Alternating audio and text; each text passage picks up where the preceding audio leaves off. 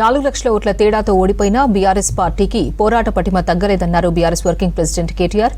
కష్టం వచ్చినప్పుడే నాయకుడి విలువ తెలుస్తుందన్నారు. కార్మికులు అభివృద్ధిలో భాగస్వాములని చెప్పారు కేటీఆర్. సఫాయి కార్మికులకు సలామని కేసీఆర్ తప్ప దేశంలో ఎవరూ లేరని తెలిపారు. రాష్ట్రం దివాలా తీసిందనే తప్పుడు ప్రచారాన్ని తిప్పికొట్టాలన్నారు. రాష్ట్ర ఆదాయం మిగులు 5,944 కోట్ల రూపాయలతో కాంగ్రెస్ పార్టీకి అప్పగించామన్నారు.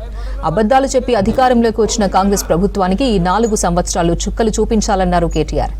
తెలంగాణ భవన్లో బీఆర్ఎస్ కార్మిక విభాగం క్యాలెండర్ను ఆవిష్కరించారు కేటీఆర్.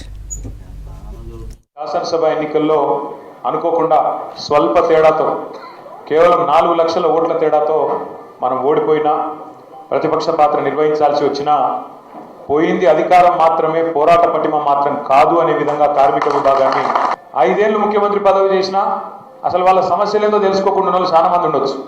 హమాలీలు ఉన్నారని, వాళ్ళకి సమస్యలు ఉన్నాయని, వాళ్ళు కార్మికులు మన కోసమే ఇవాళ రాష్ట్ర అభివృద్ధి కోసం, రాష్ట్ర బాగు కోసం కష్టపడుతున్న వాళ్ళు, చెమట చిందిస్తున్న వాళ్ళు అనే సోయి లేకుండా ఉన్న ముఖ్యమంత్రులు చాలా మంది ఉండొచ్చు దేశంలో. కానీ కష్టం వచ్చినప్పుడే నాయకుడు విలువ తెలుస్తుంది.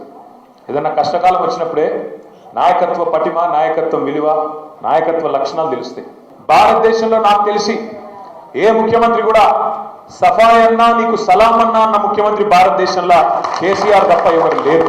అంగన్వాడీ టీచర్లు ఒకనాడు అప్పటి ముఖ్యమంత్రులు టీచర్లు మా హక్కుల కోసం కొట్లాడతామంటే చాలని జీతంతో రెక్కాడితే కానీ డొక్కాడతలేదు, జీతాలు పెంచాలి, ఉద్యోగ భద్రత కావాలంటే గుర్రాలతో దొక్కిచ్చింది.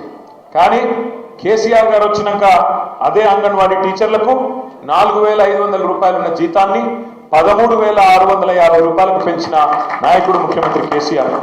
ఆశా వర్కర్లు మొన్న మీరు చూసినారు, వాళ్ళ పట్ల పోలీసులు ఎట్లా వ్యవహారం చేసినారు. గిచ్చుతున్నారు, కొడుతున్నారు. ఆడకూతుర్లు మన చెల్లెళ్ళు అనే సోయి లేకుండా వాళ్ళ మీద విరుచుకపడుతున్నారు. పైన కూర్చున్నాడు, కుర్చీలో కూర్చున్నాడు ఎట్లుంటే కింద కూడా వాళ్ళు అట్లే ఉంటారు.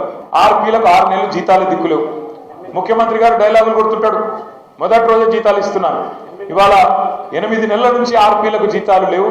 మున్సిపల్ కార్మికులకు 3-4 నెలల నుంచి జీతాలు లేవు. ఇది వాస్తవ పరిస్థితి ఈరోజు ఈ రాష్ట్రంలో. మనం దిగిపోయిన నాడు 2023లో అన్ని జీతాలు ఇయ్యంగా, అన్ని రకాల పెన్షన్లు ఇయ్యంగా మొదటి సంవత్సరం బడ్జెట్ సైజ్ ఎంత 60,000 కోట్లు. దిగిపోయినాడు బడ్జెట్ సైజ్ ఎంత 3 లక్షల కోట్లు, 5 రెట్లు పెరిగింది.